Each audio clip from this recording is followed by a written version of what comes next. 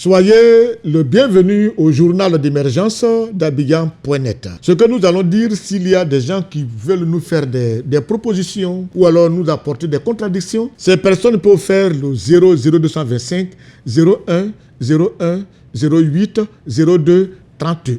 J'aimerais parler du meeting qui a eu lieu à Figayo avec 30 partis de l'opposition. C'est ce qu'ils ont dit. Si c'est en dessous de ce qu'ils ont dit, excusez-moi. Si c'est au-dessus aussi, excusez-moi. Mais moi, dans mon entendement, j'ai entendu 30 partis politiques. Il faut dire que pour un rassemblement de 30 partis politiques de l'opposition dans un terrain comme Figayo, qui n'est pas aussi grand que petit, moi je pense que le Cap Côte d'Ivoire, l'opposition, pas toute l'opposition en dehors du PPAC n'a pas atteint son objectif. Ce n'était pas une démonstration de force. Parce que si c'est une démonstration de force, vous n'avez pas réussi la démonstration de force. Parce que j'ai vu là, pour 30 partis réunis, je ne crois pas que ce soit une démonstration de force. C'est peut-être un rassemblement pour revendiquer. Revendiquer quoi? La révision de la liste électorale, la recomposition de la CEI. Mais dire qu'on a fait un meeting de démonstration de force, non. Si c'est une démonstration de force là, c'est que le RADP vous bat, c'est-à-dire ils font vous battre un coup KO au premier tour, net. Parce que 30 partis ne peuvent pas avoir de la peine à faire le plein de Figayo. C'est pas normal.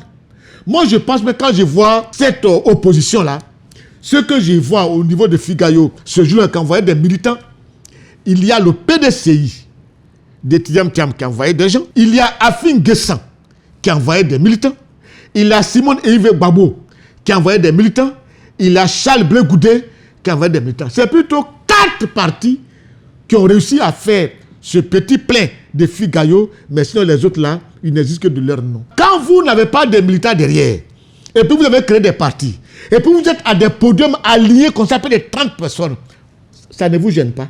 Vous n'avez pas honte. Quittez du temps. Passez à éviter de dire qu'on est un parti politique alors qu'on n'a personne derrière lui. On doit dire plutôt, peut-être, le G4, c'est 4 partis qui peuvent mobiliser des gens. Premier parti capable, le PDCI. En seconde position, Afin Guessan.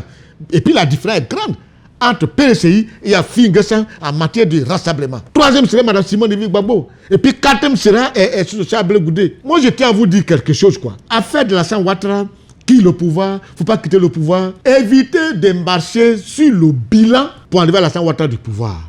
Mais allez plutôt sur la Constitution. Passez à la Constitution, comme vous l'interprétez, vous dites qu'après 2 mandats, quelqu'un doit quitter le pouvoir. Depuis longtemps, je vous ai toujours dit, avec cette nouvelle Constitution, Alassane Ouattara a droit à 2 mandats. Et il est dans son dernier mandat de la 3e République qu'ils sont en train de faire. C'est tout. Ouattara peut dire, je suis candidat. Il peut dire, je ne suis pas candidat. Ça, c'est lui. Mais nous, on ne gère pas ses humeurs. On gère la loi.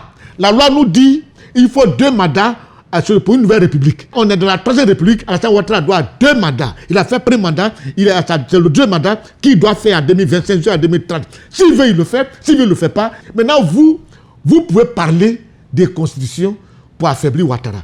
Mais ne parlez pas du bilan. Parce qu'il faut voir le courage de le reconnaître. Son bilan, il est positif. C'est vrai que nous arrivons souvent d'interpeller certains ministres sur la gestion de la chose publique. Ça, c'est notre devoir et c'est notre droit. En fait, d'interpeller le chef d'État pour dire « Jetez un coup d'œil sur ce département, jetez un coup d'œil sur ce département ». Comme nous sommes dehors, on attend le peuple parler et on vous transmet cela. Ainsi, pour dire aux uns et aux autres, si vous voulez aller à de pouvoir, peut-être négocier sur les constitutions là. Mais le bilan, il est positif. Je m'arrive d'interpeller Amédée Kouakou pour dire ça c'est pas bon, attention ici tu as mal parlé. Mais quand j'ai fait le résumé, son bilan, le bilan d'Amédée Kouakou est positif. Il a bien travaillé. Sur le plan de l'éducation nationale, Mariétou, elle travaille parce qu'elle veut faire la promotion de l'excellence. Tu as la moyenne, tu n'as pas la moyenne, tu passes pas. Ça, c'est bien parce que c'est un département, il y a eu du désordre, il faut un minimum de rigueur. Quand tu prends le plan sécuritaire de la défense, Téné Birima Ouattara, le ministre d'État, mais quand on doit le noter, sur le plan sécuritaire, la Côte d'Ivoire, on peut même lui donner 90 sur 100, parce qu'on est bien sécurisé. Et quand tu vois l'image, la Côte d'Ivoire, à l'extérieur, on est bien vu. La Côte d'Ivoire est fréquentée aujourd'hui. Et ça, c'est l'aura de Alassane Ouattara.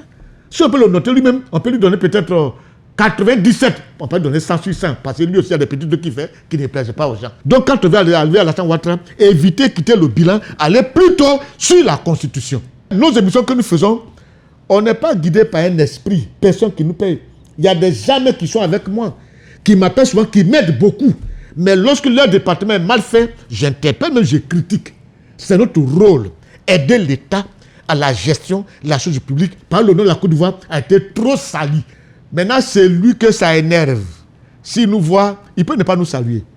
Parce que si tu nous parles mal, tu te comportes mal sur nous, moi, je vais te manger comme crabe. C'est-à-dire, je vais te manger avec bruit. À la prochaine.